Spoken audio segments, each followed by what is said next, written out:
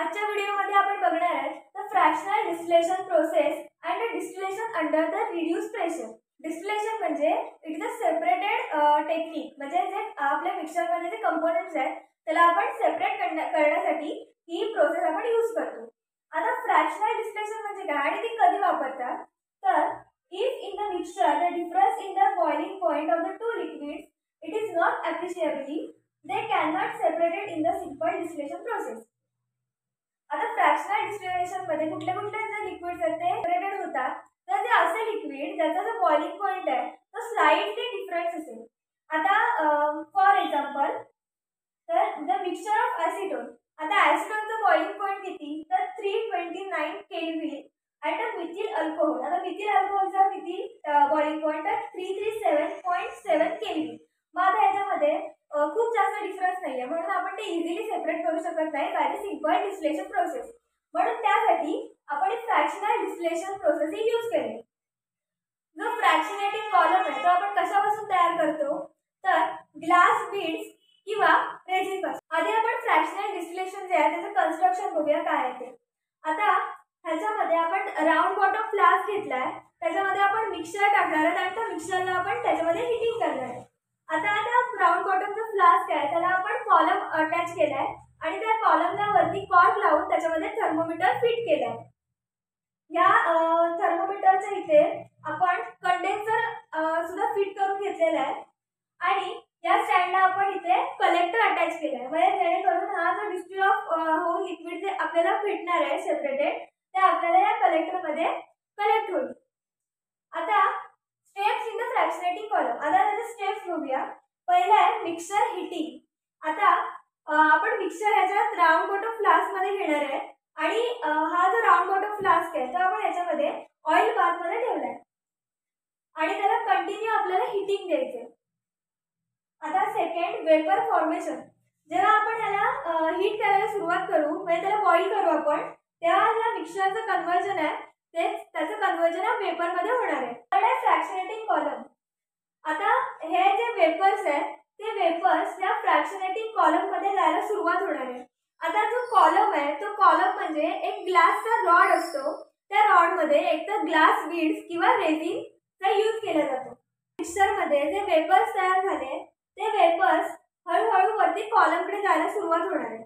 आता ज्याचा boiling point कमी आहे ते या कॉलम मधून पुढे जाऊन या कंडेन्सर मध्ये जाणार आणि ज्याचा बॉइलिंग पॉइंट आहे तो जास्त आहे ते परत वरती जाऊन कूल होणार आहे, कारण कॉलम कडे जो आपला टेम्परेचर आहे ते हळूहळू जाते। म्हणजेच काय, तर तो कॉलम आहे ते कॉलम समजा खालपर्यंत जो इथपर्यंत असेल तो जास्त गरम असेल, पण जसं वरती जाईल तसं जसं त्याचं टेम्परेचर आहे ते कमी होणार आहे। म्हणजे जे वेपर्स आहेत ते वेपर्स वरती म्हणजे त्याचं बॉइलिंग पॉइंट जिथे जास्त आहे ते वेपर्स जेव्हा वरती कॉलम कडे जातील तेव्हा ते परत कूल होऊन ते परत या राऊंड बॉटम फ्लास्क मध्ये रिटर्न येणार आहे। म्हणजेच काय, ज्याचा बॉइलिंग पॉइंट ज्याचा कमी आहे तो पहिल्यांदा या कंडेन्सर मध्ये जाऊन त्या कंडेन्सर मध्ये कूल होणार आहे आणि आपल्याला या कलेक्टर मध्ये मिळणार आहे। आता जसं आपल्याला टेम्परेचर वाढणार आहे तसं असं ज्याचं टेम्परेचर आहे त्याचं बॉइलिंग पॉइंट आहे तो बॉइलिंग पॉइंट जास्त आहे ते परत इकडे वरती जाणार आहे।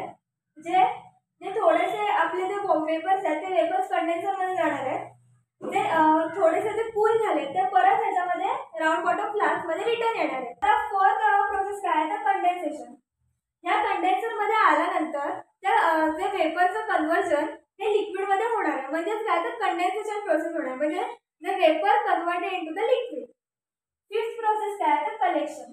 आता हे ह्याच्या जे कंडेन्सर मध्ये जे लिक्विडचं कन्व्हर्जन झालंय ते आपल्याला या इथे कलेक्टर मध्ये मिळणार। आता कंडेन्सेशन का होतंय, तर आपण इथे वॉटरचा फ्लो दिला, तर वॉटर कशासाठी, तर जे हॉट वेपर्स आहेत म्हणजे गरम असलेले जे वेपर्स आहेत त्याला कूल करण्याचं काम हे वॉटरचा फ्लो करणार आहे।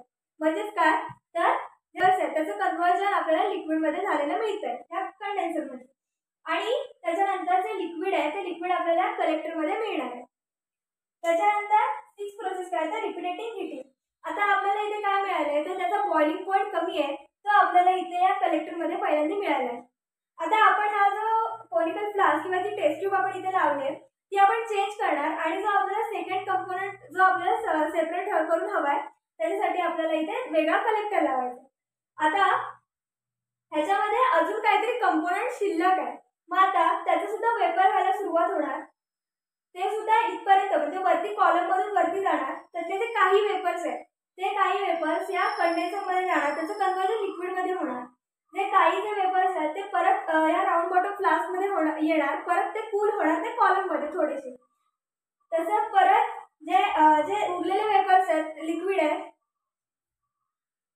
किंवा जे राऊंड बॉटम फ्लास्क मध्ये जे मिक्सचर अजून बाकी आहे, ते परत त्याला बॉइलिंग केल्यानंतर त्याचं कन्वर्जन वेपर मध्ये होणार। ते वेपर थोडेसे इकडे कंडेन्सर मध्ये जाणार, थोडेसे काही परत कूल होऊन या परत राऊंड बॉटम फ्लास्क मध्ये येणार। म्हणजेच काय, ही रिपीटेटिव्ह प्रोसेस आहे आणि खूप इसेन्शियल प्रोसेस आहे। ह्याच्यामध्ये जे सेपरेशन आहे त्या कंपोनंटचं ते इफेक्टिव्हली होणार आहे। फॉर एक्झाम्पल काय, तर मिक्सचर ऑफ ॲसिटोन, ॲसिटोनचा बॉइलिंग पॉईंट किती आहे तर 329 आणि मिथिल अल्कोहोलचा 337.7 केल्विन। म्हणजे ह्याचा जो बॉइलिंग पॉईंट आहे, तो बॉइलिंग पॉईंट मधला जो डिफरन्स आहे तो खूप कमी आहे। त्याच्यामुळे ज्याचा बॉइलिंग पॉईंट मधला जो डिफरन्स आहे तो खूप कमी आहे, त्याचं जे सेपरेशन आहे ते या फ्रॅक्शनल डिस्टिलेशन सेपरेशनने केले जाते। सेकंड एक्झाम्पल काय, तर mixture of acetone and benzene.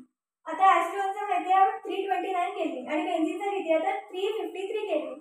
ह्याचे सुद्धा जे सेपरेशन आहे ते या फ्रॅक्शनेटिंग डिस्टिलेशन प्रोसेस मधून होणार आहे, कारण त्याचा जो बॉइलिंग पॉईंट आहे त्याच्यामधला जो डिफरन्स आहे तो खूप कमी आहे। आता distillation under the reduce pressure, आता ह्याच्यामध्ये काय होणार आहे, ही कधी वापरली जाणार आहे तर the liquids having the very high boiling point और those which decompose on the heating are purified by carrying out the distillation under the reduced pressure। तर ज्या लिक्विडचा जो बॉइलिंग पॉईंट आहे तो खूप जास्त असेल आणि जेव्हा आपण त्याला बॉईल करायला जाऊ तेव्हा त्याचं काहीतरी डिकम्पोजिशन होणार आहे, म्हणजे त्याचे जे केमिकल बॉन्ड आहे ते ब्रेक होणार आहे।